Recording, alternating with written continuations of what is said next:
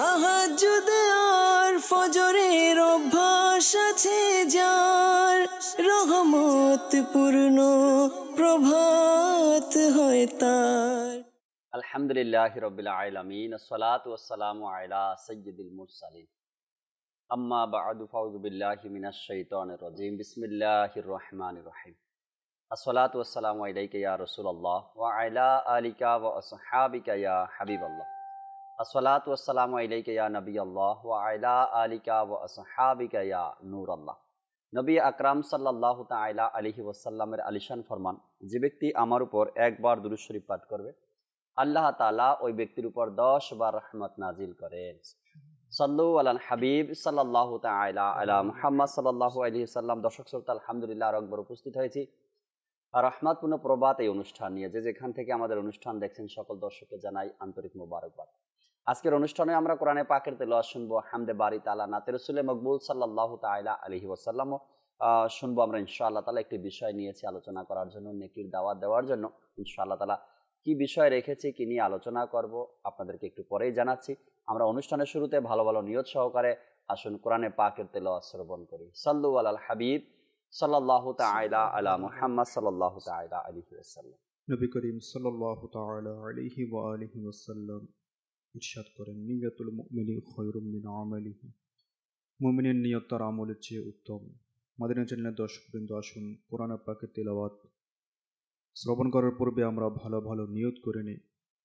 আমি নিয়ত করছি আল্লাহ তাআলার সন্তুষ্টি এবং সওয়াব অর্জনের জন্য তেলাওয়াত করব। আপনারাও ভালো ভালো নিয়ত সহকারে মনোযোগের সাথে তেলাওয়াত শ্রবণ করার চেষ্টা করুন। আউযু বিল্লাহি মিনাশ শাইতানির রাজীম।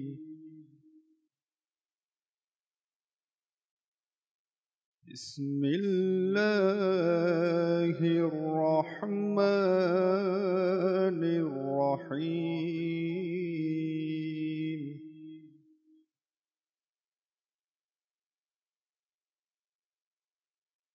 ওয়াইলুল লিকুল্লি হুমাযাতিল লুমাযাহ।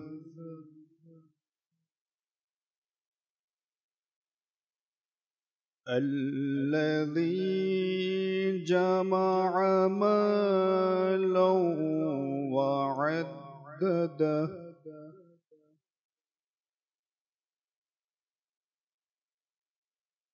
ويل لكل همزة لمزة الذي جمع مالا وعدده.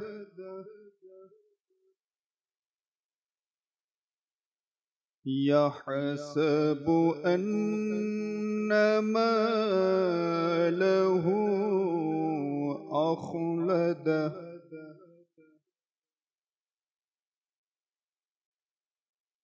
كلا لينبذن في الحطمة. وما أدراك ما الحطمة. نار الله الموقدة.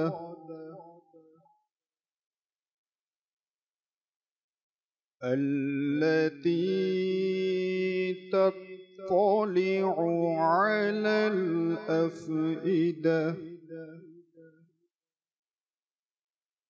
إنها عليهم مؤصدة في عمد ممددة. آمنت بالله صدق الله العظيم وصدق رسوله النبي الكريم.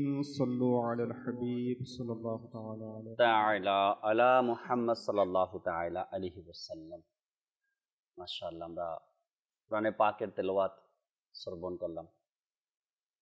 আল্লাহ তাবারক ওয়া তাআলা কোরআনে পাকের মধ্যে বিভিন্ন আয়াতে কারিমার মধ্যে মানুষের, ঈমানদারদের, মুসলমানের ব্যাপারে সতর্কবাণী করেছেন, জান্নাতের সুসংবাদ দিয়েছেন, আযাবের কথা বলেছেন। কখনো দেখবেন কোনো আয়াতে পাকের মধ্যে গুনাহের আযাবের কথা রয়েছে, আবার কোনো আয়াতে পাকের মধ্যে মুমিনের জন্য জান্নাতের সুসংবাদ দিয়েছেন, আবার অনেক জায়গাতে মুনাফিকের কথা বলেছেন।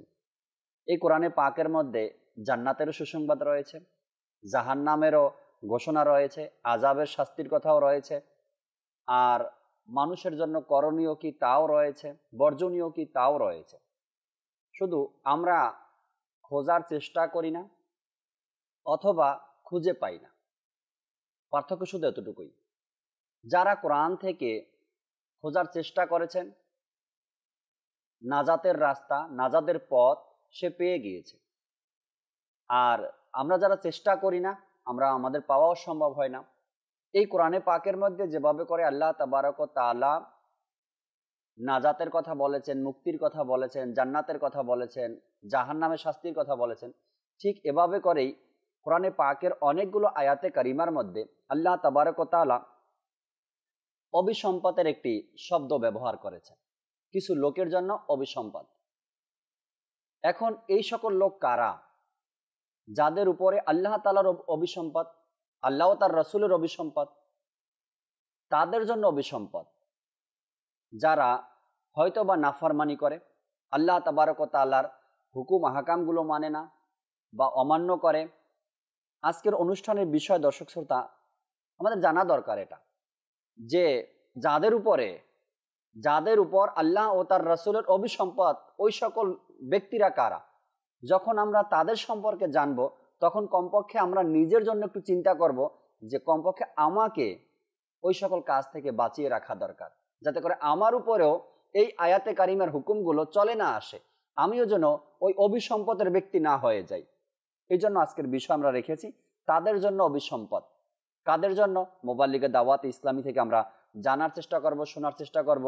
যেহেতু আজকের বিষয় আমরা রেখেছি তাদের জন্য অভিসম্পদ, ওই সকল ব্যক্তি কারা, তাদের কিছু বর্ণনা আমরা জানতে পারলে ইনশাআল্লাহ আমরাও দুনিয়াতে আমরা ওই সকল ব্যক্তি বা ওই সকল কাজ থেকে নিজেকে বাঁচাতে পারবো ইনশাআল্লাহ। আলোচনায় যাওয়ার পূর্বে হামদে বাড়ি তাআলা শ্রবণ করি, এরপরে আজকের অনুষ্ঠানে মোবাল্লিগে দাওয়াত ইসলামী সৈয়দ আলফেসানি ভাই রয়েছেন ইনশাআল্লাহ তাআলা, তার থেকেও কিছু গুরুত্বপূর্ণ আলোচনা শুনবো, এবং এহসান কাদেরী ভাই আমাদের সাথে আছেন, তার থেকেও কিছু কথা শুনবো আমরা আজকের বিষয় নিয়ে। আসুন হামদে বাড়ি তাআলা শ্রবণ করি। সাল্লু আলাল হাবিব সাল্লাল্লাহু তাআলা আলা মুহাম্মদ সাল্লাল্লাহু তাআলা আলাইহি ওয়াসাল্লাম। সাল্লাল্লাহু আলাইকা ইয়া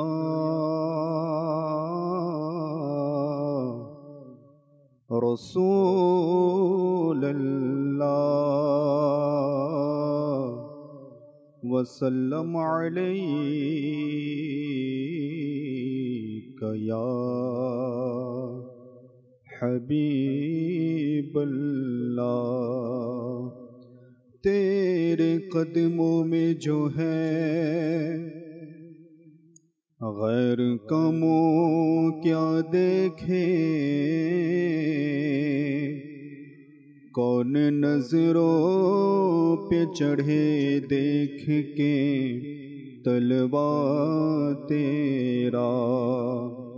आका कौन नजरों पे चढ़े देख के तलवा तेरा। तेरे टुकड़ों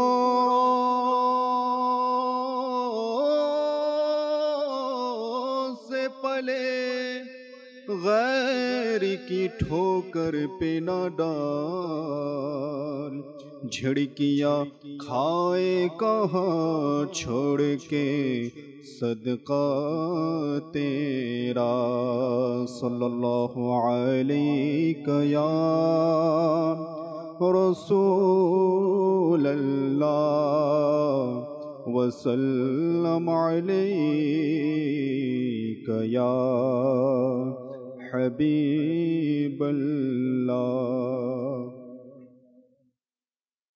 লা ইলাহা ইল্লাল্লাহ লা ইলাহা ইল্লাল্লাহ লা ইলাহা ইল্লাল্লাহ মুহাম্মাদুর রাসূলুল্লাহ লা ইলাহা ইল্লাল্লাহ লা ইলাহা ইল্লাল্লাহ লা ইলাহা ইল্লাল্লাহ মুহাম্মাদুর রাসূলুল্লাহ লা ইলাহা ইল্লাল্লাহ লা ইলাহা ইল্লাল্লাহ লা ইলাহা ইল্লাল্লাহ মুহাম্মাদুর রাসূলুল্লাহ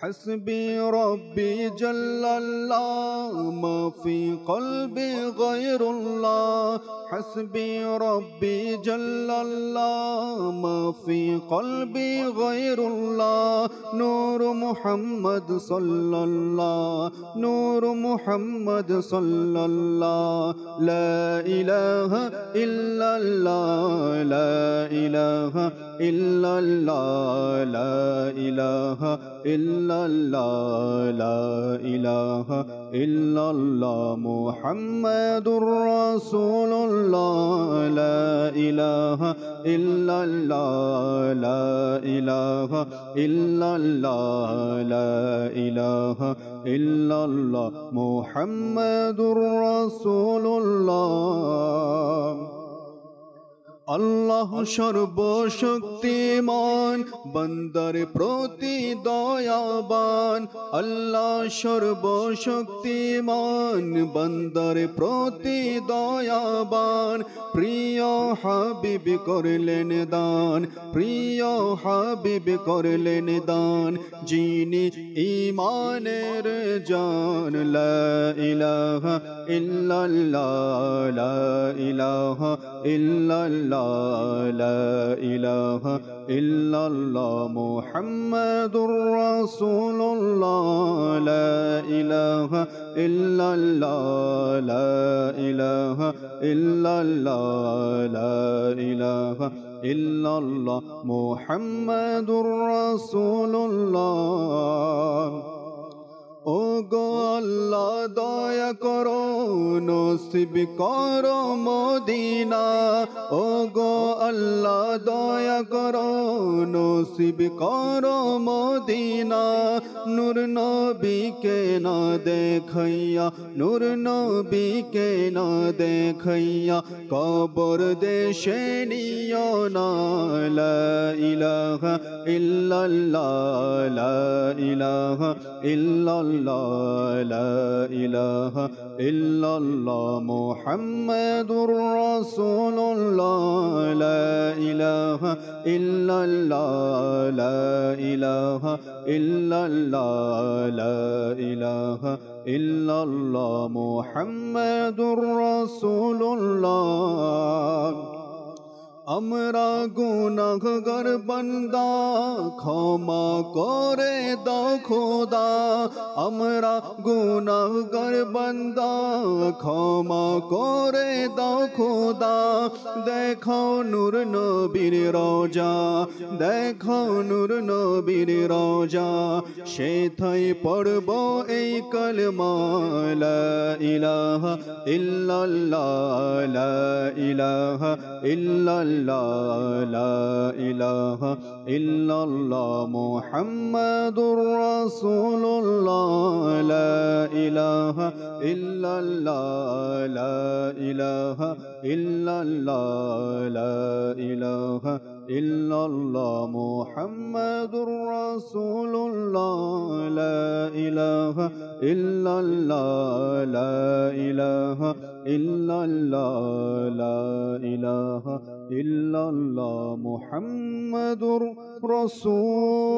رسول الله হ্যাঁ মাশাআল্লাহ মাশাআল্লাহ আল্লাহ তাবারক ওয়া তাআলার জিকির করতে কার না ভালো লাগে সবার কাছেই ভালো লাগে হয়তো ওই পরিবেশ হয়ে ওঠে না পরিবেশটা আমরা পাই না না পাওয়ার কারণে অলসতার মধ্যে পড়ে যাই ধোকার মধ্যে পড়ে যাই আল্লাহ তাআলার স্মরণ থেকে আমরা দূরে সরে যাই যখনই আবার এমন একটা পরিবেশ পেয়ে যাই এমন একটা সঙ্গ পেয়ে যাই এমন কোনো ব্যক্তি পেয়ে যাই যার সংস্পর্শে থাকার কারণে আল্লাহ তাআলার জিকির করা আমাদের সেই তৌফিক, সেই সৌভাগ্য অর্জন হয়।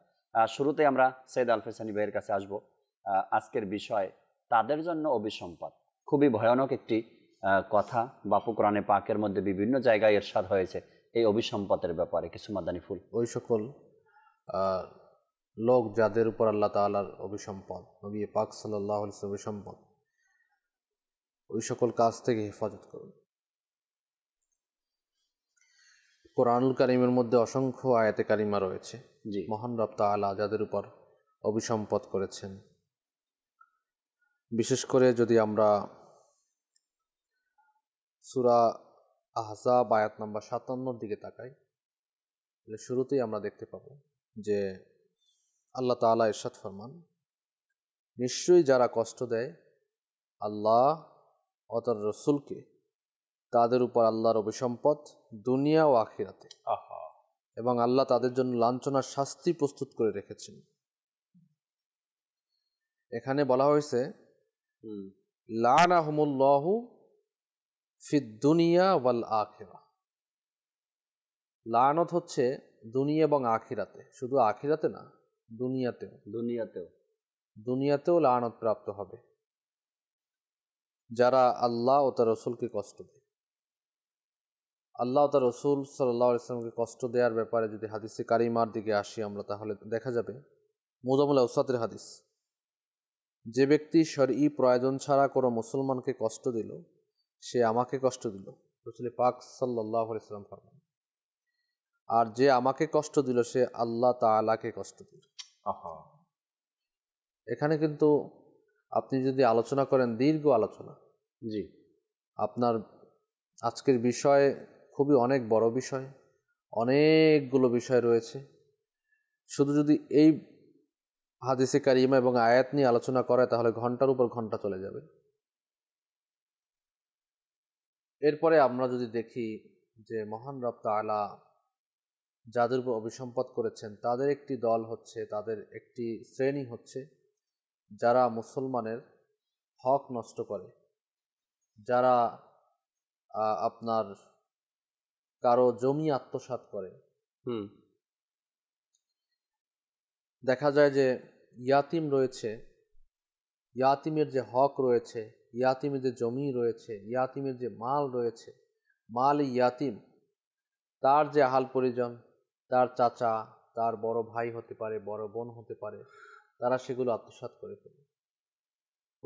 প্রতিবেশীরটা আত্মসাৎ করে, এলাকাবাসী আত্মসাৎ করে।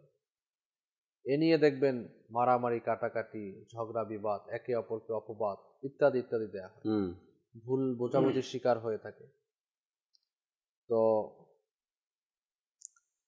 এই কাজগুলো করা থেকে যখন আমরা বিরত থাকব, তখন আল্লাহ রসুলের অভিসম্পদ থেকে বিরত থাকব। হাদিসে কারিমার মধ্যে রয়েছে, নবী পাক সাল্লাল্লাহু আলাইহি ওয়াসাল্লাম ইরশাদ ফরমান, যে ব্যক্তি অন্যায়ভাবে কারো 1 বিঘত জমি আপনার দাবিয়ে নিবে, আত্মসাৎ করবে, নিয়ে নিবে, তো কিয়ামতের দিন 7 তবক জমি, এই 1 বিঘত পরিমাণ জমিনকে 7 তবক নিচে পর্যন্ত যাবে, ওই 7 তবক জমিন তার গলায় লটকিয়ে দেয়া হবে। এটা নিয়ে সে আখিরাতে উঠবে। তো এই যে অবস্থাটা, কেউ যদি চায় যে আমি একটি হাদিস শরীফই মান্য করব, আপনি দেখবেন শহর হোক অথবা গ্রাম হোক, শহরের মধ্যে অসংখ্য জায়গা দেখবেন যে কার নামে বাড়ি আছে আর কে বসে আছে ওখানে, বাড়ির মালিকানা দখল করতে পারছে না, জায়গার মালিকানা দখল করতে পারছে না, অন্য মানুষ ওখানে গিয়ে বসে আছে, খেয়ে খাচ্ছে, দিব্যি ঘুরছে ফিরছে, তার দুনিয়ার দাপট দেখিয়ে, দুনিয়ার তার পাওয়ার দেখিয়ে এই কাজগুলো করে যাচ্ছে, অথচ সে জানেই না যে ইন্তেকালের পরে তার অবস্থা কী হবে, এই জমিন আত্মসাৎ করা, বাড়ি আত্মসাৎ করা অবস্থা কী হবে। কেউ মনে করেন কেউ প্রবাসে আছে, প্রবাস থেকে টাকা পাঠাচ্ছে, তো তার নামে জমিন কেনার কথা ছিল, এখন সে বিদেশে আছে, তার নামে জমিন কিনতে পারছে না, কারণ তার সাইন লাগবে, তার সবকিছু লাগবে। রাইট। কারণ আমি কিনলো যে তুমি যদি আসলেই তোমার নামে ট্রান্সফার করে দিব। বেচারা আসছে ঠিকই, কিন্তু ট্রান্সফার আর হয়নি। আজ পর্যন্ত হয়নি। এরকম অসংখ্য জায়গায় দেখবেন, হয়তো স্বামী বিদেশে থাকে, স্ত্রী আত্মসাৎ করে নিয়েছে, অথবা ওই ব্যক্তি টাকা পাঠিয়েছে নিজের ভাইয়ের কাছে, ভাই করেছে, ভাই আত্মসাৎ করে নিয়েছে। এভাবে করে বিভিন্ন মানুষ আপনার আল্লাহ রসুল সাল্লাল্লাহু আলাইহি ওয়াসাল্লামের অভিসম্পাদের শিকার হচ্ছে। যদিও দুনিয়াতে একটু আরাম আয়েশ করে যাচ্ছে, মৌজ মস্তিদের মধ্যে লেগে আছে, জি, এবং আপনার সাময়িক সুখ, সাময়িক ভোগ বিলাস এগুলো করে যাচ্ছে, নিজের চরিতার্থগুলো সাধন করে যাচ্ছে। কিন্তু অনন্তকালের যে জীবন, সেই আলমে বারজাক এবং কিয়ামতের দিবসের কথা যদি কারো মনে আসে অথবা চিন্তা করে, তাহলে তো এই কাজ করা সম্ভব না। Right right. এখানে হাদিসে পাকের মধ্যে 1 বিঘত পরিমাণের কথা আসছে। আমরা তো 1 বিঘত না, বিঘায় বিঘায় আত্মসাৎ করছি। রাইট, বিঘায় বিঘায়। এখানে 1 বিঘত হয়তো আসবে আপনার ওই যারা জমিনে আপনার আইল ঠেলা কিছু পার্টি আছে, প্রত্যেক বছর দেখবেন ওই জমিন করার সময় নিজের জমিনের পরে গিয়ে আইলটা দেয়। একটা গোছাও যদি ধানের পড়ে যায়, তাহলে কতগুলো ধান হয়ে যাবে না?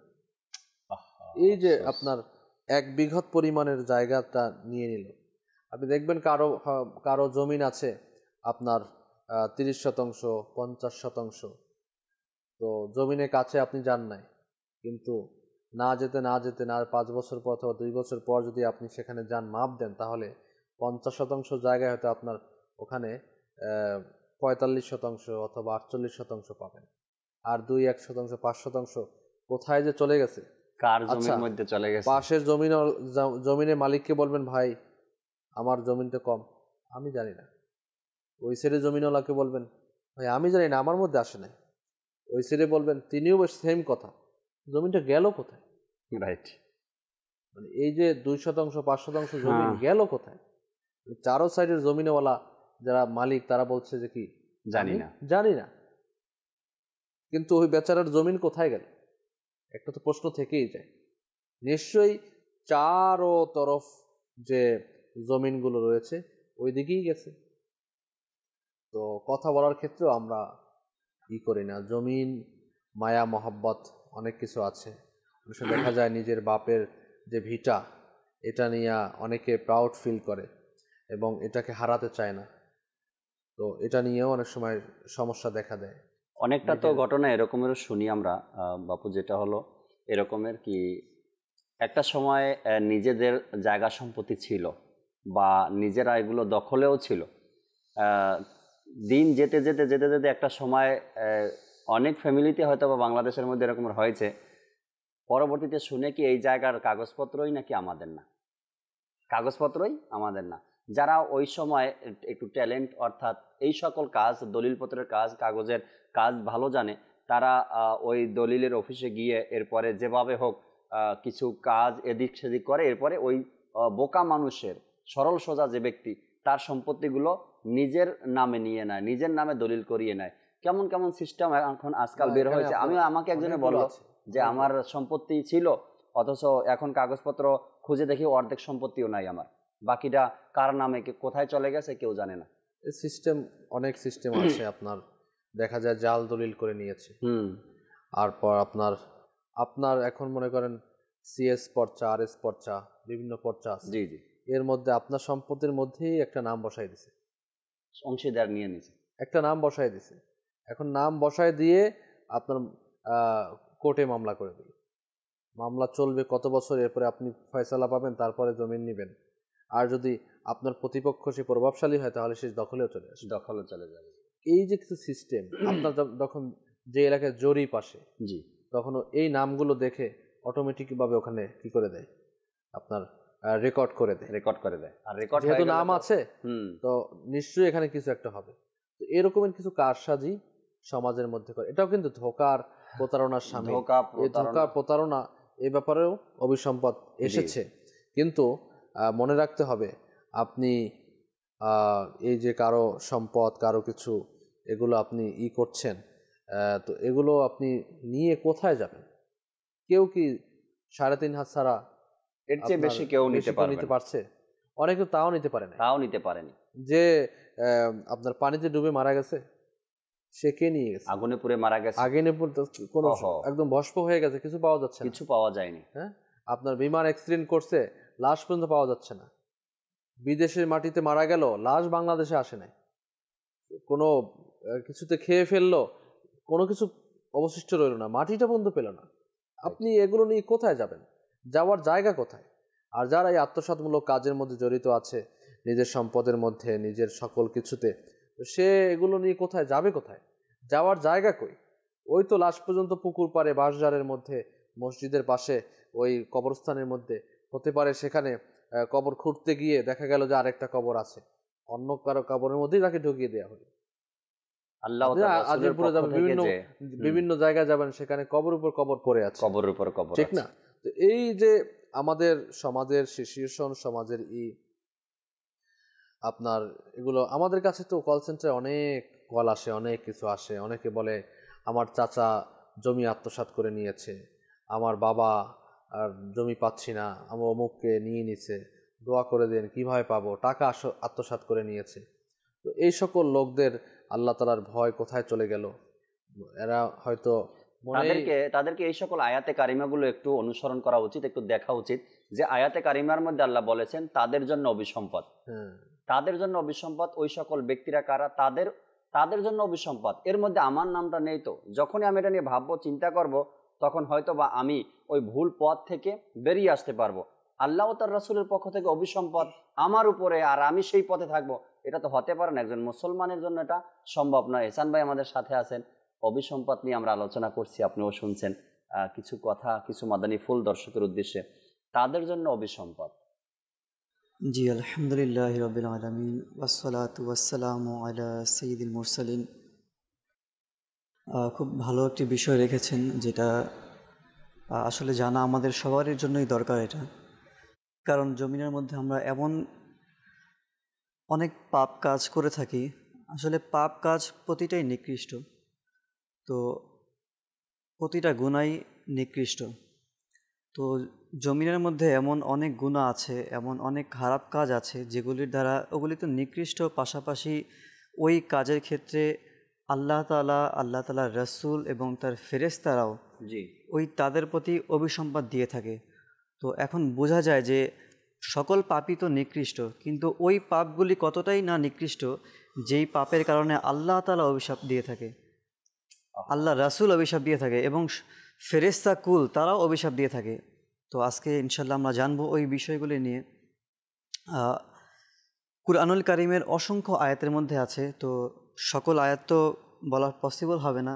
কিছু আয়াতে আমরা শুনবো যে কোন কোন আয়াতের মধ্যে আল্লাহ তাআলা কাদেরকে অভিসম্পাদ করেছেন। জি, তো এর মধ্যে সূরা বাকারার 161 নং আয়াতের মধ্যে আল্লাহ তাআলা ইরশাদ করেন, যার অনুবাদ কানজুল ঈমানের, নিশ্চয়ই ওই সকল লোক যারা কুফর করেছে এবং কাফির অবস্থায় মৃত্যুবরণ করেছে, তাদের উপর অভিসম্পাদ রয়েছে আল্লাহ, ফেরেশতাকুল এবং মানবকুল সবারই। আল্লাহ, যারা জমিনের মধ্যে কুফর করেছে এবং কাফির অবস্থাতেই মৃত্যুবরণ তারা করেছে। এখন কুফরের অনেক কারণ থাকে, এমন অনেক বাক্য আছে যেটা মানুষ মুসলমান হওয়ার পরেও কুফরি বাক্য কুফর করে থাকে। ফর এক্সাম্পল, এমনও হয় যে অনেকে ধরেন এরকমও বলে থাকে যে আমার শত্রু যারা শত্রু রয়েছে, যারা নামাজ কালাম কিছুই করে না, আল্লাহর ইবাদত করে না, আল্লাহ এদের প্রতিও দয়া দেখাচ্ছে, কিন্তু আমি এত ইবাদত করি, নামাজ কালাম পড়ি, আল্লাহ আমাকে পরোয়া করছেন না, আমাকে দেখছেন না। তো এই ধরনের কথাবার্তা বলা, এটাও কিন্তু একটি কুফরি বাক্য। তো যারা এই কুফর করে থাকে, কুফরি বাক্য বলে থাকে, তো এদের প্রতি আল্লাহ তাআলা অভিসম্পাদ দিয়েছে। দেখেন আজকে মানুষ দেখবেন যে মানুষকে কিন্তু অভিশাপ দিয়ে থাকে। তো তো এই অভিশাপটাকে কিন্তু মানুষ মানুষকে যে অভিশাপ দেয় এ থেকেও মানুষ বাঁচার চেষ্টা করে, বাঁচার চেষ্টা আমি করে যেন কারো অভিশাপ নিয়ে না মারা যায় এমন ভাবে না, মানুষ চিন্তা করে, বলেও আমি চাই না কি আমি কারো অভিশাপ নিয়ে নিই, এটা চাই না আমি, মানুষের ভাবে বলে, সেখানে যদি আল্লাহ তার রাসূলের আল্লাহ অভিশাপ দেয় এবং মানুষ অভিশাপ দিলে দেখবেন সেই ব্যক্তি অনেক ভয় পায় যে আপনি আমাকে অভিশাপ দিয়েছেন, না জানি তার অভিশাপ লেগে যায় কিনা। আচ্ছা, মানুষের অভিশাপ অনেক সময় লেগে যায়, অনেক সময় লাগেও না। যেমন আমাকে কেউ অভিশাপ দিল, এখন আমি সেই কাজ করলাম না অভিশাপের, আমি নির্দোষ, তা এখন কি সেই অভিশাপ লাগবে? নাও লাগতে পারে, কিন্তু স্বয়ং আল্লাহ তাআলা যদি অভিশাপ দিয়ে থাকে তো এটা তো অবশ্যই এটা লেগে যাবে আমাদের উপর। তো আল্লাহ তাআলার অভিশাপ থেকে, নবী পাকের এবং ফেরেশতাকুলের এদের অভিশাপ থেকে আমাদেরকে বাঁচতে হবে। এর জন্য কুফরি, এখানে এই আয়াতের মধ্যে যে কুফরের ব্যাপারে যে বলা হয়েছে, এরকম আরও অসংখ্য কথা আছে, অসংখ্য কাজ আছে যেটা আমরা কুফরি বলে থাকি, যেগুলো যে কুফরগুলো হয়ে থাকে, আমরা চলতে ফিরতে উঠতে বসতে কুফরি বাক্যগুলো যে উচ্চারণ করি, বলে ফেলি, এগুলো কিন্তু আমরা অনেকেই জানি না যে এই শব্দগুলো কুফর, এটাই জানি না। জি জি জি আমির আহলে সুন্নাত দামাত বারকাতুহুল আলিয়া খুব সুন্দর একটি রিসালা কুফরি কালিমাতের ব্যাপারে, খুবই সুন্দর একটি কিতাব লিখেছে, 28টি কুফরি বাক্য। জি, এটা যদি আমরা ছোট রিসালা, হ্যাঁ খুবই ছোট, কুফরি কালিমাত কে বারে মে সওয়াল ও জবাব, উর্দু কিতাব। আচ্ছা জি, ওটা তো অনেক বড় কিতাব, কিন্তু ছোট যেটা মাকতাবাতুল মদিনা থেকে যেটা বের হয়েছে 28টি কুফরি বাক্য, এটা যদি আমরা অধ্যয়ন করি তো প্রতিনিয়ত প্রায় সমাজে শোনা যায় যে কথাগুলো, কুফরি বাক্যগুলো, এগুলো এটার মধ্যে না জানার কারণে আমরা অনেক সময় দৈনন্দিন জীবনে এগুলি কথাবার্তা বলে থাকি, কিন্তু আমরা এটা জানি না যে এই কথার দ্বারা আমার ঈমান নষ্ট হয়ে যেতে পারে। আচ্ছা, এবং কুরআনুল কারীমের মধ্যে সূরা আলে ইমরানের 61 নং আয়াতের মধ্যে আল্লাহ তাআলা বলা হয়েছে কাদেরকে অভিসম্পাদ দিয়েছে, যারা মিথ্যাবাদী, এদের বিষয়ে কুরআনুল পাকের মধ্যে অভিসম্পাদ দিয়েছে। যেমন কানজুল ঈমানের অনুবাদ, অতঃপর হে মাহবুব, যে ব্যক্তি আপনার সাথে ঈসা সম্পর্কে বিতর্ক করে, এর পরে যে আপনার নিকট ওহী এসেছে, তবে তাদেরকে বলে দিন, এসো আমরা ডেকে নেই আমাদের পুত্রদেরকে ও তোমাদের পুত্রদেরকে, এবং আমাদের নারীদেরকে ও তোমাদের নারীদেরকে, এবং আমাদের নিজেদেরকে ও তোমাদের নিজেদেরকে, অতঃপর মুবাহালাহ করি, তারপর মিথ্যাবাদীদের উপর আল্লাহর লানত দেই। তো এই আয়াতের মধ্যেও দেখেন এই যে লানতের যে বিষয়টা, এটা দুনিয়াতেও আখিরাতের মধ্যেও এর শাস্তি রয়েছে। তো এই যে মিথ্যা কথার যে বিষয়টা বলা হয়েছে, তো আমরা নর্মালি এই বিষয়টা আমরা কোনো পরোয়া করি না দুনিয়াতে, যে মিথ্যা আজকে আমাদের দুনিয়াতে, আমাদের সমাজের মধ্যে এটা আমাদের একটা মনে হয় জীবনের অংশ আমরা বানিয়ে নিয়েছি মাযাল্লাহ। যে মিথ্যা অনেকে বলে থাকে জি, আরে সত্যের ভাত নাই এখন আর, আল্লাহ, কত বড় কথা এটা, সত্যের ভাত নাই, সত্যেরই ভাত আছে, মিথ্যার ভাত নেই, সত্য মুক্তি দেয়, মিথ্যা ধ্বংস করে। একটা মিথ্যাকে প্রতিষ্ঠিত করার জন্য শত মিথ্যা বলতে হয়, একটা মিথ্যাকে ঢাকার জন্য শত মিথ্যা বের হয়। ঘরের মধ্যে বলেন, বাহিরে বলেন, কোনো মার্কেটে গেলে,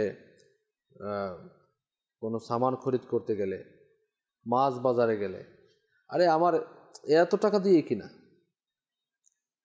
মানে কিনা দামে বেচে দিচ্ছি। হতে পারে অনেকে আছে লসেও বিক্রি করে, সেটা একটা আলাদা কথা, বাধ্য হয়ে না পারতে, হ্যাঁ অনেকে করে, কিন্তু কথা শুনলেও বোঝা যায় যে মিথ্যা কথা বলতেছে। একজন দর্শক হেসান ভাইয়ের যে আয়াতে কারিমা এখন আমাদেরকে শোনালেন, অনুষ্ঠানের শুরুতেই একজন দর্শক আমাদেরকে সম্ভবত নারায়ণগঞ্জ থেকে ফেসবুক পেজে কমেন্টস করেছেন, নিজের অভিমত এখানে ব্যক্ত করলেন। তিনি বললেন কি, আমার মিথ্যা বলার মধ্যে এমন একটা অভ্যস্ত হয়ে গেছি, আমি মিথ্যা ছাড়তে পারি না। হ্যাঁ, নারায়ণগঞ্জ থেকে একজন আমাদেরকে কমেন্টস করেছিলেন, আপনি যে নিজের ব্যাপারে অভিমত দিলেন, মিথ্যা ছাড়তে পারি না, কথায় কথায় মিথ্যা চলে আসে বা অনিচ্ছাকৃতভাবে মিথ্যা চলে আসে, এই মিথ্যা থেকে বের হতে পারি না, একবার শাস্তির কথা শুনে নেই। এ থেকে বোঝা যায় কি মিথ্যাচারী বা মিথ্যুক ব্যক্তি বা মিথ্যা কথা যে বলে, যার অভ্যাস হয়ে গেছে, তার উপরে আল্লাহ ও তার রাসূলের অভিসম্পাত রয়েছে। তো কেন এই অভিসম্পাত নিয়ে আমি দুনিয়াতে বেঁচে থাকবো, একবার চিন্তা করা দরকার। ফয়জুর রহমান ভাই থেকে কালাম শুনি, এরপরে আলোচনা। আজকে দীর্ঘ সময় দর্শক শ্রোতা বিষয়টি নিয়ে আলোচনা, জানা দরকার, আমাদের শোনা দরকার, শেখা দরকার, যেন অভিসম্পাত থেকে আমরা নিজেকে বাঁচাতে পারি। ফয়জুর রহমান ভাই কালাম শুনিয়ে দিন। সাল্লি আলা রাসূলিনা সাল্লি আলা মুহাম্মাদিন صل على شفيعنا صل على محمد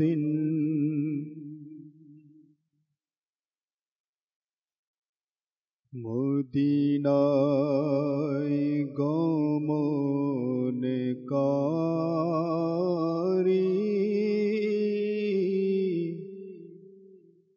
আমারে ছেড়ে যেও না মদিনায় মুখে যেন থাকে সদা মুখে যেন থাকে তব নাথ নূরে মদিনা দাও তুমি মোরে দেখিয়ে দাও তুমি মোরে নবীর ওই আস্তানা মদিনায় গমনকারী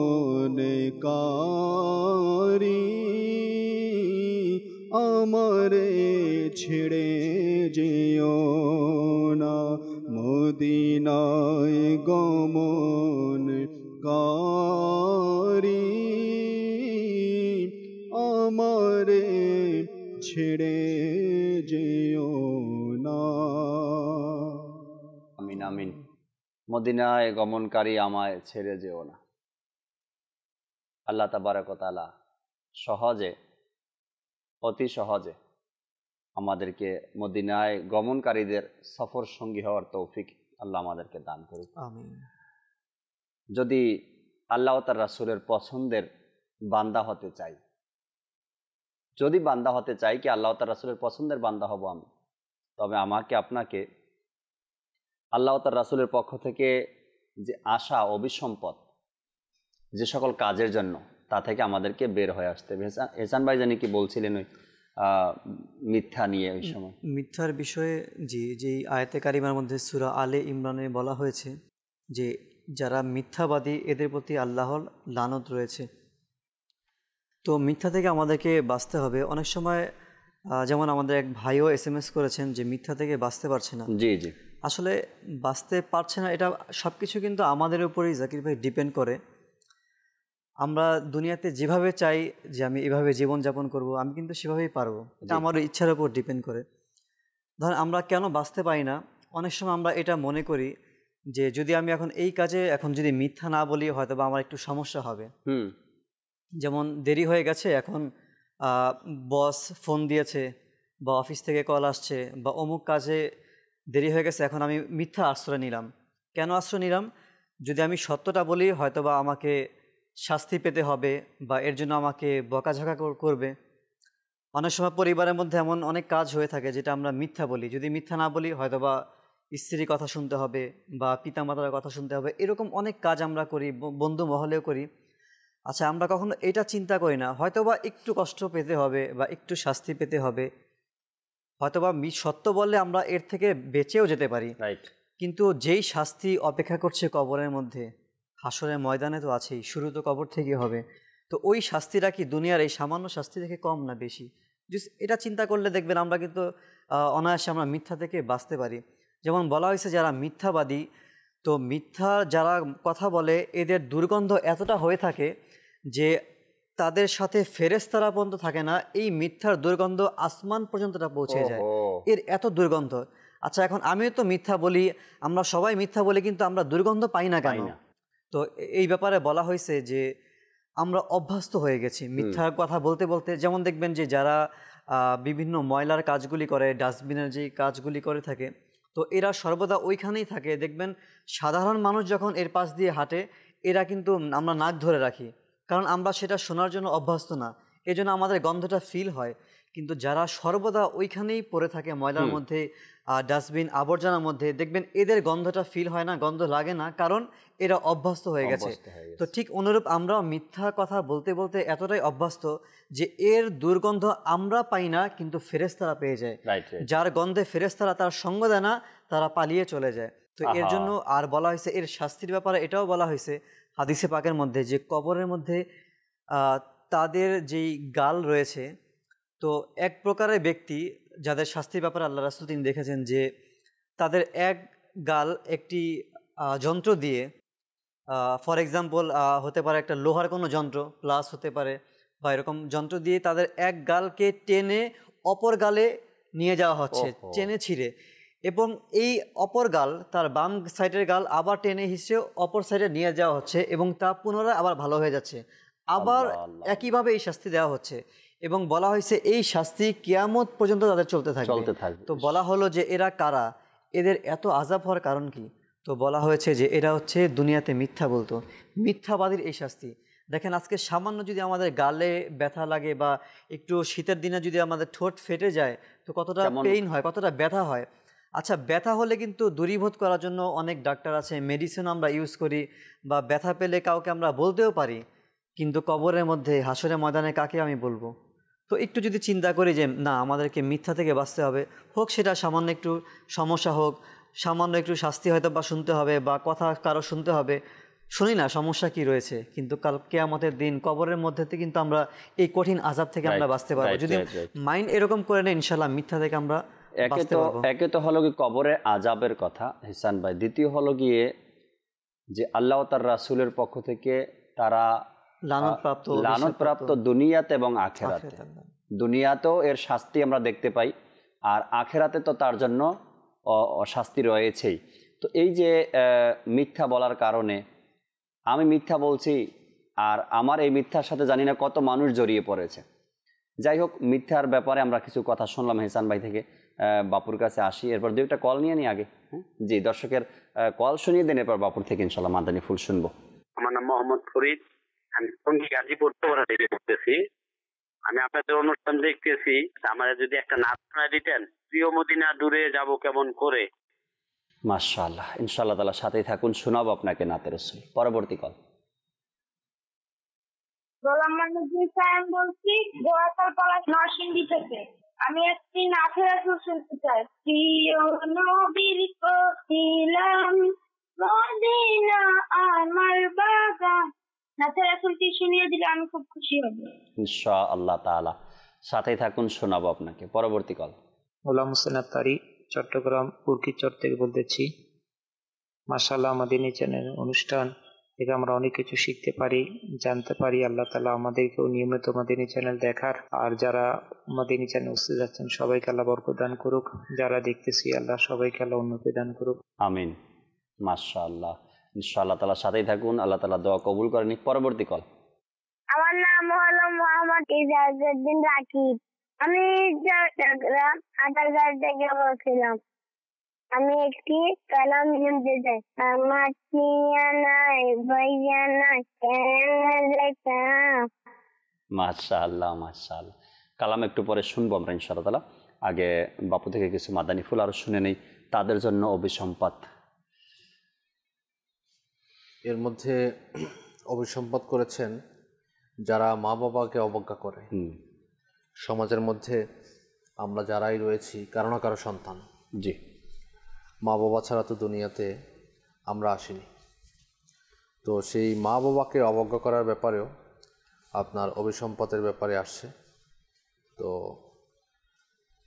দেখুন, কোরআনে কারিমের মধ্যে মা বাবার ব্যাপারে কোরআনে আয়াত নাজিল হয়েছে যে যখন এর সারমর্ম হচ্ছে, যখন তোমাদের মা বাবা একজন অথবা দুইজন কেউ বৃদ্ধ উপনীত হয়, তাহলে তারা যেন উহ শব্দ না করে, তোমাদের আচরণ দ্বারা কষ্ট না পায়। তাদের সামনে তুমি উহ বলিও না, এমন আচরণ যাতে তারা কষ্ট না পায়। এ ধরনের কথা কোরআনে পাকের মধ্যে এসেছে। হাদিসে কারিমার মধ্যে নবী পাক সাল্লাল্লাহু আলাইহি ওয়াসাল্লামের ফরমান রয়েছে যে মায়ের চেহারার দিকে যদি কেউ একবার তাকায় তাহলে মকবুল হজের সওয়াব হজের সওয়াব পাওয়া যায়। সুবহানাল্লাহ, যদি বারবার তাকায় বারবার মকবুল হজের সওয়াব পাওয়া যাবে। সুবহানাল্লাহ। আবার মায়ের পায়ের পদতলে জান্নাতের কথা বলা হয়েছে এবং জান্নাতের দরজা স্বরূপ পিতাকে বলা হয়েছে। এবং হাদিসে কারিমার মধ্যে কেউ নবী পাক সাল্লাল্লাহু আলাইহি সাল্লাম দরবারে প্রশ্ন করে, ইয়া রাসূলুল্লাহ সাল্লাল্লাহু আলাইহি ওয়াসাল্লাম, মা বাবার মধ্যে কাকে বেশি প্রাধান্য দিত? তখন রাসূল পাক সাল্লাল্লাহু আলাইহি ওয়াসাল্লাম বললেন, তোমার মাকে। আবার প্রশ্ন করা হলো, নবী পাক সাল্লাল্লাহু আলাইহি ওয়াসাল্লাম বললেন, তোমার মাকে। আবার প্রশ্ন করা হলো, বললেন তোমার মাকে। আবার প্রশ্ন করা হলো, বললেন তোমার পিতাকে। 3 বার নবী পাক সাল্লাল্লাহু আলাইহি ওয়াসাল্লাম মায়ের কথা বলা হয়েছে। তো এভাবে করে আরেকটি হাদিসে কারিমের মধ্যে আসছে, মায়ের কদমে কেউ যদি চুমো দেয় তাহলে সেজন্য জান্নাতের চৌকাঠে। সুবহানাল্লাহ। তো পিতা মাতার জন্য দোয়া করা যায়, আল্লাহ আমাকে যেভাবে ছোটকালে লালন পালন করেছেন পিতামাতা, আমার পিতামাতাকে তুমিও তেমনভাবে লালন পালন। তো সেই এত ফজিলত, এত হুকুম, এত আহকাম, এত নির্দেশ থাকার পরেও এই নির্দেশ উপেক্ষা করে, এই হুকুমকে উপেক্ষা করে যারা সেই পিতামাতাকে কষ্ট দেয়, পিতামাতাকে ঘর থেকে বের করে দেয়, পিতামাতাকে গালিগালাজ করে, পিতামাতাকে বৃদ্ধাশ্রমে পাঠিয়ে দেয়, পিতামাতাকে কষ্ট দেয়, পিতামাতাকে না খাইয়ে রাখে, ভরণ পোষণ দেয় না, চিকিৎসা দেয় না ঠিকমতো, তাহলে তাদের ব্যাপারে অভিসম্পদ হবে না? হবে কার ব্যাপারে? রাইট। মহান রব তাআলা অভিসম্পদ করেছেন এই সকল ব্যক্তিদের জন্য, এই সকল মানুষদের জন্য, এই সকল সন্তানদের জন্য যারা তাদের পিতামাতাকে কষ্ট দেয়, পিতামাতার দিকে তাকায় না, লক্ষ লক্ষ টাকার মালিক, কিন্তু পিতামাতার ঠাঁই তার ঘরে হয় না। আহা, মানুষ করে আপনার সন্তানকে লালন পালন করে উন্নত দেশে পাঠিয়ে দিয়েছে। সেই উন্নত দেশে গিয়ে উন্নত হতে পেরেছে ঠিকই, কিন্তু তার নৈতিক আদর্শকে উন্নত করতে পারেনি, তার পিতামাতাকে অবজ্ঞা করছে। যখন বৃদ্ধ হয়ে যায় মানুষ, তখন তার প্রতি আরও কেয়ারনেস বেশি হওয়া উচিত। আমরা সেটা না করে তাকে আরও আমরা দূরে ঠেলে দেই। রাইট। তাকে ঘরের কোনো কাজের মধ্যে আমরা জড়িত করি না, ঘরের কোনো আয়োজনের মধ্যে জড়িত করি না, ঘরের কোনো নীতি নির্ধারণে তাকে জড়িত করি না। সে বৃদ্ধ হয়ে গেছে, তার কথা এখন শোনা যাবে না, অথচ এই পিতামাতাই কষ্ট করে আমাকে এত বড় বানিয়েছে। রাইট। আমি যে পজিশনেই আসছি না কেন, পিতামাতার অবশ্যই রয়েছে, অবদান রয়েছে। সন্তান যতই খারাপ হোক না কেন, মা বাবা ওই সন্তানের জন্য দোয়া করে। সন্তানের জন্য দোয়া করলে যেভাবে সন্তানের জন্য লেগে যায়, বদদোয়া করলেও কিন্তু লেগে যায়। রাইট। সেজন্য আমরা যারা সন্তান রয়েছি, যাদের পিতামাতা দুনিয়াতে বেঁচে আছেন, তাদের সকল কিছুর আপনার করা দরকার। খাবারের ব্যবস্থা করা, বাসস্থানের ব্যবস্থা করা, কাপড়ের ব্যবস্থা করা, তাদের দিল খুশি করার ব্যবস্থা করা, সকল কিছুর দিকে শরীয়তের মধ্য থেকে করতে হবে। রাইট। এখন মা বাবা যদি বলে যে বাবা তুমি দাড়ি কেটে ফেলো, তো এটা মা বাবার হুকুম ঠিক আছে, কিন্তু আল্লাহ তাআলার হুকুমের বাইরে, এটা মানা যাবে না। তুমি নামাজ পড়িও না, তো এটা মানা যাবে না। কোনো মেয়েকে যদি মা বাবা বলে তুমি পর্দা করবে না, সেটা তিনি মানবে না। কারণ হচ্ছে পর্দা করার হুকুম আল্লাহ তাআলার পক্ষ থেকে। এখানে মা বাবার হুকুম চলবে না। যেখানে আল্লাহ রসুলের হুকুম চলে আসে, সেখানে মা বাবার হুকুম চলে না। তো এই জিনিসগুলো আমাদের বুঝতে হবে। আমরা অনেক সাথে মা বাবা করতে দিচ্ছে না, কি করার, ইলমে দিন শিক্ষা করা ফরজ, মা বাবা করতে দিচ্ছে না, কি করার, বসে আছে। মা বাবার উপর, মা বাবা তো আরো অনেক কিছু করতে নিষেধ করে, সেটা তো করে, এগুলো তো আমরা মানছি। রমজানের রোজা ফরজ হয়েছে, মা বাবা নিষেধ করেছে, রাখছি না। মা বাবা তো আরো অনেক কিছু করার জন্য নিষেধ করে, কিন্তু সেগুলো পালন করছি না।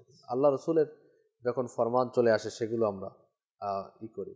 আর মনে রাখবেন, মা বাবার প্রতিও, যারা মা বাবা হয়েছেন তো হবেন, তো তাদের প্রতিও এটাই অনুরোধ থাকবে যে আল্লাহ রসুলের ফরমানের প্রতি যদি আমরা রাজি এবং খুশি থাকি, এবং আমরা সেই হিসাবে নিজে চলি এবং আমার সন্তানদেরকে পরিচালিত করি, তাহলে অন্তত পক্ষে বৃদ্ধ বয়সে আপনাকে বৃদ্ধাশ্রমে যেতে হবে না। রাইট। বৃদ্ধ বয়সে আপনাকে কষ্ট করতে হবে না, এবং অভিসম্পদের কারণও হবে না। কারণও হতে হবে না। হুম, সন্তান আপনাকে মাথার তাজ মনে করবে, সন্তান আপনাকে প্রায়োরিটি দিবে। দেখুন, মা বাবা বিরুদ্ধ হয়েছে, এখন হতে পারে ঘরের মধ্যে অনেক কিছু আপনি সিদ্ধান্ত নিচ্ছেন, এগুলো তারা সেভাবে দিতে পারবে না, তারপরও তার থেকে যদি আপনি প্রথমে জানেন অথবা বলেন, তাহলে তার দিল খুশি হবে, দোয়া বের হবে, এবং ওই দোয়ার বদৌলতে আপনি যে কাজ করতে চাচ্ছেন এই কাজটা আসানের সাথে হবে, জি জি জি, সঠিকভাবে হবে। সঠিকভাবে সেজন্য হবে।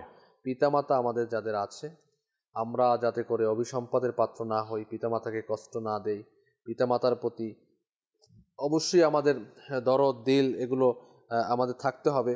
আর নয়তো আমরা সেই অভিসম্পদের দিকে যাব, অভিসম্পদের কারণে যারা পিতামাতার প্রতি অভিসম্পদ করে, পিতামাতাকে কটূক্তি করে, পিতামাতাকে গালিগালাজ করে।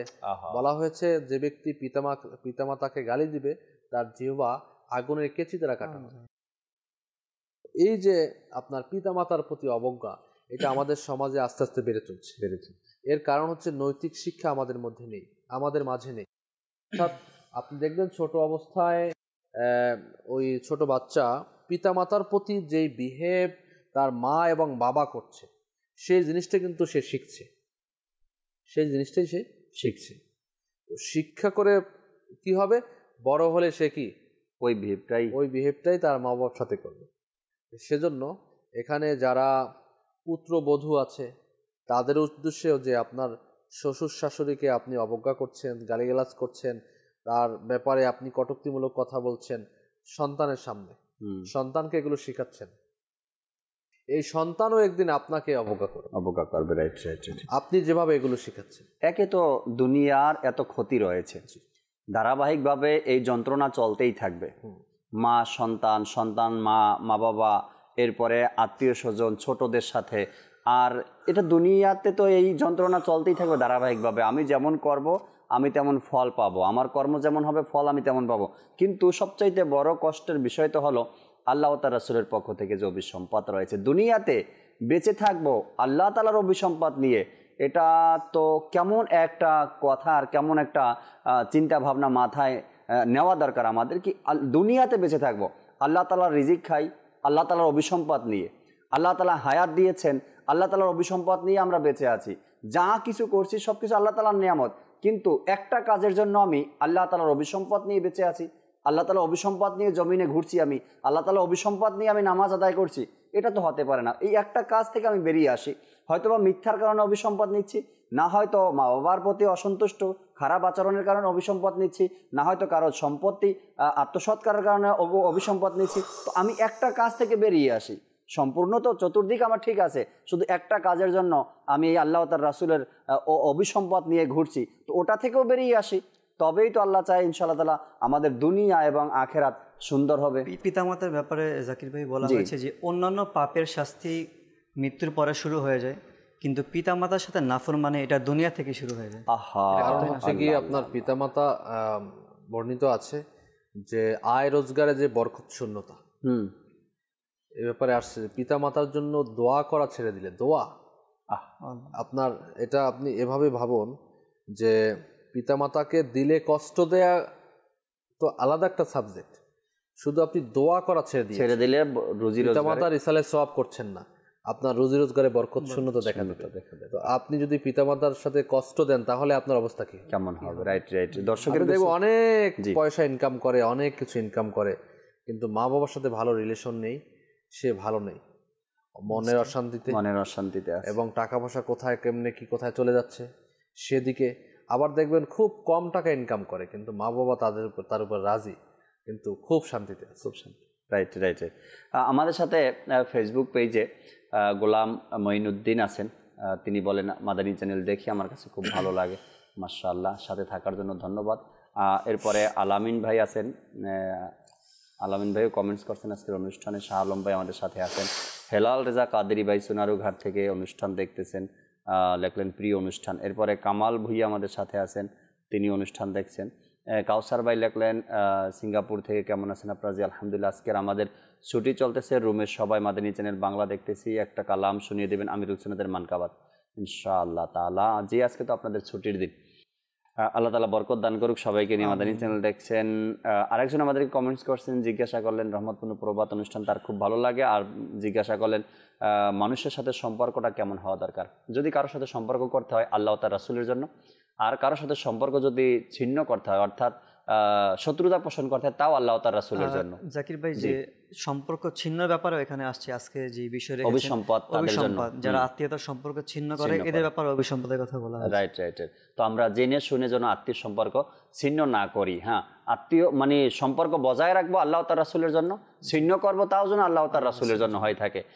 এখানে অনেকগুলো উদাহরণ ওলামা একরাম দিয়েছেন। যেহেতু আজকের বিষয় আমাদের ভিন্ন রয়েছে, ইসলাম নূর আমাদের সাথে রয়েছেন, মোহাম্মদ হাবিবুর রহমান তিনিও আমাদের সাথে রয়েছেন। এরপরে নারায়ণগঞ্জ থেকে একজন লেখলেন অনুষ্ঠান দেখি সবসময় ভালো লাগে, রিমন হোসেন ভাই আমাদের সাথে অনুষ্ঠান দেখছেন। এরপরে ইমরান হোসেন ভাইও তিনিও লেখলেন ধৈর্যশীলদের প্রতি আল্লাহ তাআলার দয়া রয়েছে। জি আলহামদুলিল্লাহ, ধৈর্যশীলদের প্রতি আল্লাহ তাআলার দয়া রয়েছে। কালামও শুনতে চেয়েছেন অনেকে কলের মাধ্যমে, SMS এর মাধ্যমে। ফয়জুর রহমান ভাই অনুরোধের কালামগুলো শুনিয়ে দিন, এরপরে শেষ কিছু আলোচনাও আমরা শুনবেন ইনশাআল্লাহ তাআলা। সাল্লু আলাল হাবিব সাল্লাল্লাহু তাআলা আলা মুহাম্মদ সাল্লাল্লাহু তাআলা আলাইহি ওয়াসাল্লাম। প্রিয় মদিনা দূরে যাব কেমন করে, তবা বহু দূরে আকা তবা বহু দূরে। আল্লাহুম্মা সাল্লি আলা সাইয়্যিদিনা মুহাম্মাদিন। আল্লাহুম্মা সাল্লি আলা সাইয়্যিদিনা মুহাম্মাদিন। অশ্রু ঝরে যায় শুকিয়ে কেঁদে কেঁদে নিরালায়, পেতে একবার দেখা যেতে তোমার সোনার মদিনায়। প্রিয় মদিনা দূরে যাব কেমন করে, তবা বহু দূরে আকা তবা বহু দূরে। আল্লাহুম্মা সাল্লি আলা সাইয়্যিদিনা মুহাম্মাদিন। আল্লাহুম্মা সাল্লি আলা সাইয়্যিদিনা মুহাম্মাদিন। মরণ কালে ধোঁকা দিতে আসবে যখন শয়তান, দিদার দিয়ে তুমি মোরে বাঁচিয়ে নিও ঈমান। মরণ কালে ধোঁকা দিতে আসবে যখন শয়তান, দিদার দিয়ে তুমি মোরে বাঁচিয়ে নিও ঈমান। তুমি বিনে কেউ নেই আমার, হে নবীদের সুলতান। তুমি বিনে কেউ নেই আমার, হে নবীদের সুলতান। দয়া করো আমায় তুমি, হে নবী দো জাহান। তবা বহু দূরে আকা তবা বহু দূরে। আল্লাহুম্মা সাল্লি আলা সাইয়্যিদিনা মুহাম্মাদিন। আল্লাহুম্মা সাল্লি আলা সাইয়্যিদিনা মুহাম্মাদিন। প্রিয় নবীর কোকিলামি মদিনা আমার বাগান, তারি ধ্যানে মগ্ন থাকি করি তারি গুণগান। আল্লাহ আল্লাহ আল্লাহ আল্লাহ আল্লাহ আল্লাহ আল্লাহ আল্লাহ আল্লাহ আল্লাহ আল্লাহ আল্লাহ আল্লাহ। সেই বাগানে দিনে রাতে আসে কত ফেরেশতা, সেই বাগানে শুয়ে আছেন নবীদের উপদেষ্টা। সেই বাগানে দিনে রাতে আসে কত ফেরেশতা, সেই বাগানে শুয়ে আছেন নবীদের উপদেষ্টা। সেই বাগানের জন্য আমি সেই বাগানে দেব প্রাণ, তারি ধ্যানে মগ্ন থাকি করি তারি গুণগান।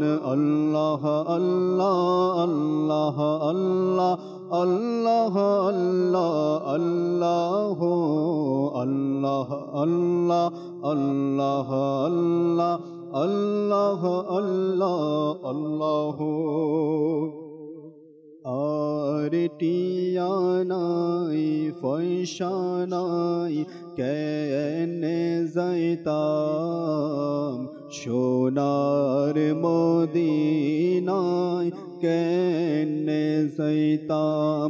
মনে হতে যাইবাল্লাই কিন্তু টিয়া পয়সা নাই, মনে হতে যাইবাল্লাই কিন্তু টিয়া পয়সা নাই। মনে হর ফকির মতো, মনে হর ফকির মতো ওরাল মরিতাম। আর টিয়া নাই পয়সা নাই কেনে যাইতাম, সোনার মদিনা কেনে যাইতাম। ফাঁকি যদি ওইতাম যাইতাম উড়ি উড়ি, মদিনাত আই থাকি যাইতাম ঘুরি ঘুরি। মদিনাত আই থাকি যাইতাম ঘুরি ঘুরি। মদিনা সাই সাই মদিনা সাই সাই আশা ফুরাইতাম। আর টিয়া নাই পয়সা নাই কেনে যাইতাম, সোনার মদিনা কেনে যাইতাম। মনে হতে যাইবাল্লাই কিন্তু টিয়া পয়সা নাই। মনে হর ফকির মতো ওরাল মরিতাম। আর টিয়া নাই পয়সা নাই কেনে যাইতাম, সোনার মদিনা কেনে যাইতাম। মুর্শিদ যে আত্মার আমার, মুর্শিদ যে আত্মার আমার, মুর্শিদ যে আত্মার আমার, মুর্শিদ যে আত্মার। ইনশাআল্লাহ তার উসিলা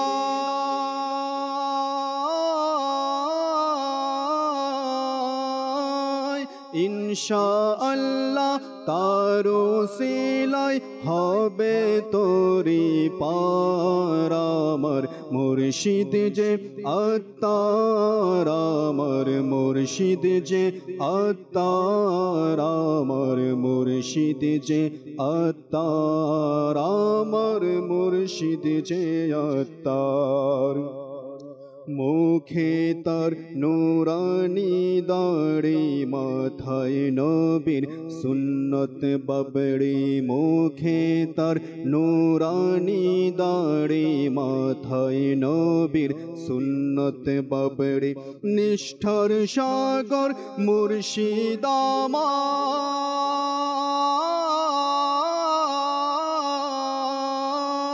নিষ্ঠার সাগর মুর্শিদ আমার, নাই তুলনা যার আমার। মুর্শিদ যে আত্মার আমার, মুর্শিদ যে আত্মার আমার, মুর্শিদ যে আত্মার আমার, মুর্শিদ যে আত্মার। সচ্চরিত্রের অধিকারী, শরীয়তের অনুসারী, সচ্চরিত্রের অধিকারী, শরীয়তের অনুসারী। মুফতি আলিম জ্ঞানী গুণী,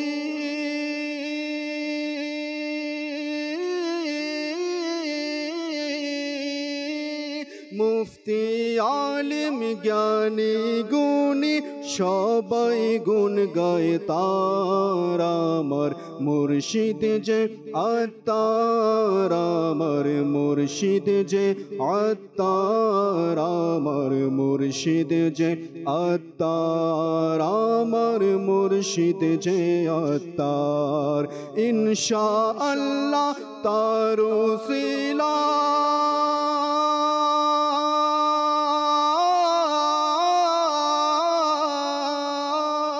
ইনশাআল্লাহ তার উসিলায় হবে তোরে পার আমার। মুর্শিদ যে আত্মার আমার, মুর্শিদ যে আত্মার আমার, মুর্শিদ যে আত্মার আমার, মুর্শিদ যে আত্মার। মাশাআল্লাহ মাশাআল্লাহ, আল্লাহ তাবারক ওয়া তাআলা কবুল করে নিক। বাবু, শেষ কিছু মাদানী ফুল দর্শকের উদ্দেশ্যে, সময় শেষের দিকে। সময় শেষের দিকে একেবারে এখানে আরেকটা একটু টপিক নিয়ে নেই, যে হচ্ছে আমাদের সমাজে প্রচলিত বিদআত। বিদআতের ব্যাপারে, অভিসম্পাতের ব্যাপারে আসে, যারা নতুনত্ব সৃষ্টি করবে দ্বীনের মধ্যে, তাদের ব্যাপারে অভিসম্পাত। তো এখানে বিদআতের ব্যাপারে যখন আমরা আসি, তখন দেখা যায় যে অনেক কিছু আমরা এটাকে ঢালাওভাবে প্রচার প্রচারণা করে থাকি। তো যেখানে প্রত্যেক বিদআতই গোমরাহ এবং প্রত্যেক গোমরাহই জাহান্নামে হবে, এই মর্মে হাদিস শরীফ রয়েছে। আবার আপনার আরেকটি হাদিস শরীফ রয়েছে মুসলিম শরীফের মধ্যে, মাজার শরীফের মধ্যে, সহিহ হাদিস। যে ব্যক্তি ইসলামে একটি নতুন ভালোর প্রথা আবিষ্কার করলো, তার জন্য উত্তম প্রতিদান রয়েছে, এবং যারা এর উপর আমল করবে তাদের জন্য উত্তম প্রতিদান রয়েছে। সুবহানাল্লাহ। এতে লোকেরা যে অনুযায়ী আমল করছে তাকে সব আমলকারীর সমান সওয়াব দেওয়া হবে, আবার তাদেরকেও কম দেওয়া হবে না। আর যে ইসলামে একটি খারাপ প্রথা চালু করেছে, লোকেরা সে অনুযায়ী আমল করেছে, তাকে সব আমলকারীর সমান পাপ দেওয়া হবে, আবার তাদের পাপ কম করা হবে না। দুইটা জিনিস একটু সাংঘর্ষিক হয়ে যায়। জি জি। একদিকে বলা হচ্ছে যে বিদআত মানেই হচ্ছে গোমরাহি, সকল বিদআত গোমরাহি এবং গোমরাহি হচ্ছে জাহান্নাম। আবার এদিকে বলা হচ্ছে যে ইসলামে বিদআত মানে হচ্ছে নতুন কিছু আবিষ্কার। ইসলামে নতুন কিছু আবিষ্কার করলো, এটা ভালো, তো তদ অনুযায়ী নিজে আমল করলো, সওয়াব পেল। এটা দেখা দেখি অন্য কেউ আমল করলো, তারাও সওয়াব পাবে, তার সওয়াব সে পাবে। আবার এখানে হুঙ্কার দেওয়া হয়েছে হচ্ছে যে যদি কেউ খারাপ কিছু আবিষ্কার করে, তার গুনাহ পাবে, এবং এটা দেখে যারা আমল করবে তাদের গুনাহ সে পাবে। এদিকে সওয়াবেরও কম করা হবে না, দিয়ে গুনাহতেও কম করা হবে না। এখানে ওলামায়ে কেরামগণ, মুফতিয়ানি কেরামগণ, মুহাদ্দিসিন কেরামগণ, তাফসির কারকগণ এখানে কিছু ব্যাখ্যা করেছেন এই হাদিস শরীফ নিয়ে। হচ্ছে যে যেই বিদআত, নতুন আবিষ্কার সুন্নাতকে মিটায় না, মানে সুন্নাতের কোনো ক্ষতি হয় না, সেই বিদআত এটা ভালো বিদআত, বিদআতে হাসানা। রাইট। এবং যেই বিদআত সুন্নাতকে মিটিয়ে দেয়, সুন্নাতকে শেষ করে দেয়, তখন এই বিদআতকে বিদআতে সাইয়্যা বলা হয়। এখন কেউ কোনো আমল শুরু করলেই তাকে সহিহ হাদিস দ্বারা প্রমাণ করতে হবে, কোরআনে আছে কিনা, এতে আছে কিনা, তাতে আছে কিনা, সকল কিছু দেখে শুনে তারপরেই আপনার আমল করতে হবে। অথচ আপনার হাদিস বিশারদ যারা বলেছেন, এখন আমি তো হাদিস বিশারদ না, এবং নর্মালি যারা হাদিস নিয়ে দরে হাদিস করে তারাও হাদিস বিশারদ না। হাদিস বিশারদ হতে হলে অনেক মানে জ্ঞানের অধিকারী হতে হবে, অধিকারী হতে হয়। মুহাদ্দিস যাকে তাকে বলা যাবে না। কিছু ক্যাটাগরি রয়েছে, তাদের হাদিস কতগুলো মুখস্থ রয়েছে। তো এই হাদিস বিশারদগণ বলেন, যেটাকে আমরা জয়ীফ হাদিস বলি, তো এই হাদিস শরীফ দ্বারা যদি কোনো এই হাদিস শরীফ আমল বর্ণনা করা হয়, তাহলে এই আমলটাও করা যাবে। আমল করার ক্ষেত্রে সহিহ হাদিসের, এখানে সহিহ হাদিস, হাসান হাদিস, জয়ীফ হাদিস, গরীব হাদিস, অনেক ক্যাটাগরি আছে, সবগুলোই আমলের ক্ষেত্রে। এখন আমরা মনে করি, আমরা সাধারণ মানুষ মনে করি যে সহিহ হাদিস এইটাই মনে হয় মূল, এছাড়া বাকিগুলো আরগুলো সব একেবারে মানে বানোয়াট। না, এরকমের না। এই হাদিসের মধ্যে ক্যাটাগরি আছে, এই ক্যাটাগরিগুলো ভাগ করে আমাদেরকে ওই অনুপাতে আমল করতে হবে। আকীদার ক্ষেত্রে কোনটা নিতে হবে, আমলের ক্ষেত্রে কোনটা নিতে হবে, বিভিন্ন ক্ষেত্রে কোন হাদিসটা কতটুকু গ্রহণযোগ্য সেটা নিতে হবে, সেই ব্যাপারে হাদিস বিশারদ আমাদেরকে বলেছে। এজন্য এই সহিহ হাদিস বলে বলিয়া ওড়ানো যাবে না, সমাজের মধ্যে ফিতনা সৃষ্টি করা যাবে না। সহিহ হাদিস বলে মানুষের আমলকে নষ্ট করে দেয়া। শবে বরাত কোথায় রয়েছে, বিদআত। শবে মেরাজ কোথায় রয়েছে, বিদআত। মিলাদ ও কিয়াম কোথায় রয়েছে, বিদআত। মানে ঢালাওভাবে একটা আমলকে, একটা ভালো আমলকে, মানুষ যেই আমলের মাধ্যমে নেককার হয়, পরহেজগার হয়, আল্লাহ রসুলের দিকে আসে, ইবাদত করে, সেইটাকে আপনি ঢালাওভাবে বিদআত বলে দিলেন। আর মানুষ, আমরা তো একটু আবেগী, বিদআত কথা শুনলে তখন এটা থেকে আমরা অনেক দূরে চলে আসি। বিদআত কেন করব? কারণ প্রত্যেক বিদআত গোমরাহি, প্রত্যেক গোমরাহে হচ্ছে জাহান্নামী, সেটা আমি কেন করতে যাব? তো মনে রাখবেন, আল্লাহ রসুল সাল্লাল্লাহু আলাইহি সাল্লামের জামানায় যেটা ছিল না, সেটাই যদি বিদআত হয়, তাহলে আমরাও তো ছিলাম না। অনেক উদাহরণ এখানে আছে, অনেক উদাহরণ আছে যে আল্লাহর রসুলের জামানায় ছিল না, এখন সেগুলো দরকার, সেগুলো ইসলামের জন্য দরকার, পর্যায়ক্রমে হয়েছে। আপনি সেগুলো করলে হবে না। আপনি এই কোরআন শরীফের জের জবর পেশ এগুলো কোত্থেকে পেলেন, নুকতা কোত্থেকে পেলেন, এগুলো তো আমাকে বুঝতে হবে না। আপনি কোরআন শরীফ এই যে 30 পারা, এই পারাটা একত্রিত করা, রুকু কোথায় পেলেন, একত্রিত অবস্থায় কই পেলেন, এগুলো যদি সবগুলো নিয়ে আলোচনা করা হয়, তখন দেখা যাবে যে ওই বিচার মানি তালগাছ আমার, যেটা আমি মনে করছি ওইটাই ভুল ব্যাখ্যা দিয়ে যাচ্ছি।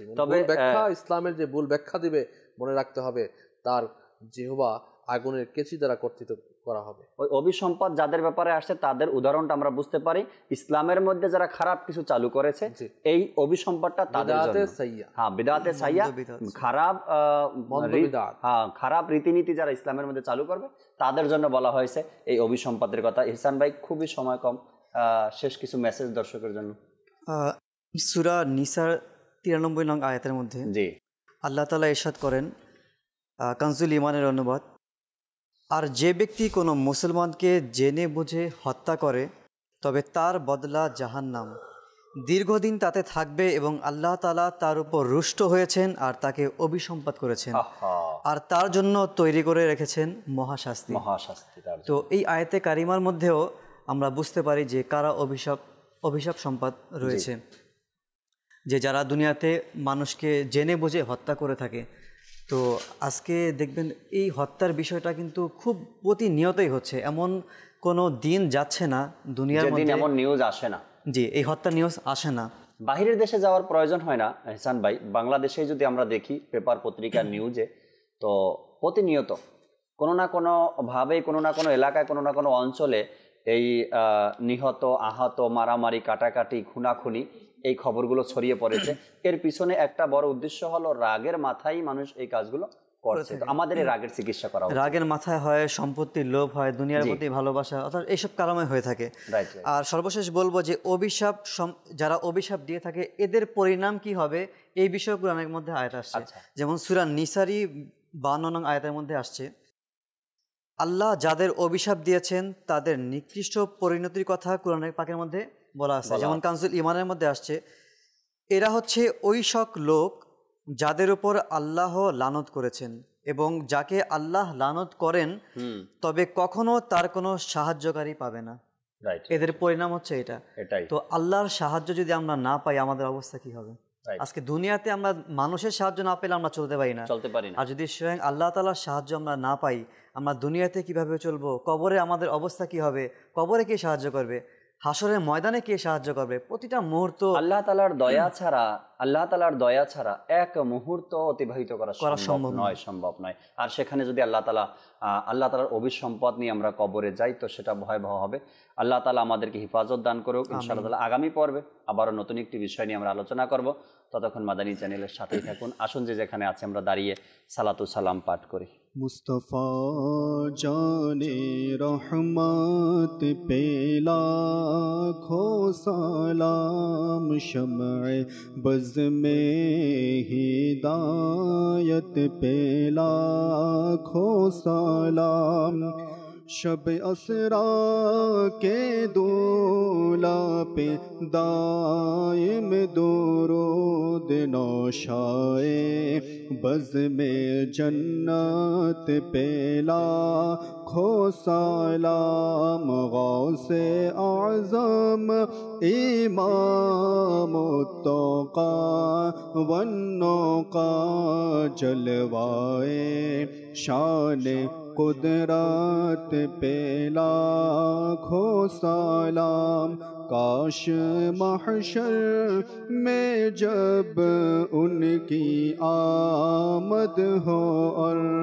भेजे सब उनकी शौकत पे लाखों सलाम, मुझसे खिदमत के कुदसी कहे हाराज़ा, मुझसे खिदमत के कुदसी कहे हाराज़ा, मुस्तफ़ा जाने रहमत पे लाखों सलाम, डाल दी क़ल्ब में अज़मते मुस्तफ़ा, सैयदी आला हज़रत पे लाखों सलाम, फैज़ से जिनके लाखों नमाज़ी